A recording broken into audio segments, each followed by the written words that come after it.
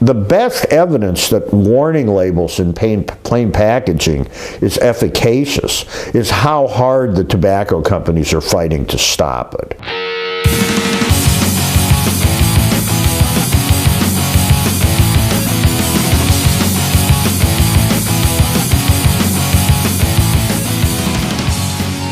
One way that the companies have left to communicate the imagery that they use to sell cigarettes to the public is the pack itself.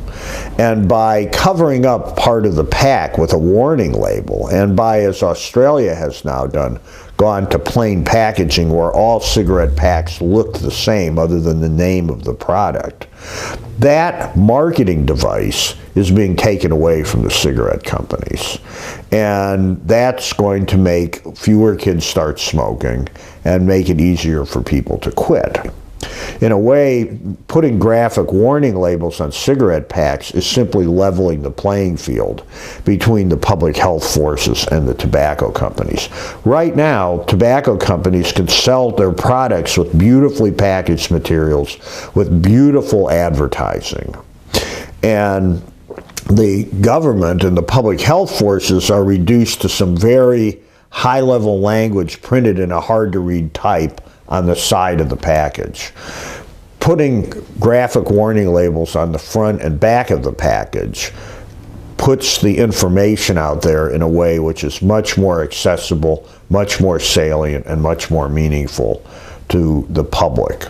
And that's what the companies have understood for decades, and that's why they've organized internationally to try to prevent the development of pictorial warning labels in plain packaging. Tobacco companies really appreciate the value of precedent. There's no place, no country too small for them to intervene and stop public health innovation, because they realize that once public health innovations like warning labels, like clean indoor air laws were here in California, get established, no matter how small or out of the way the place, they have a tendency to spread.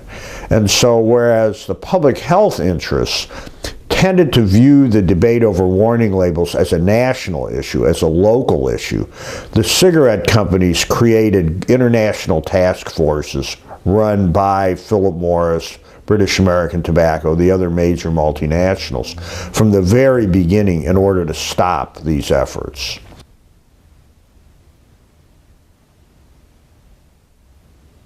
Warning labels that we have here in the United States are on the side of the packages.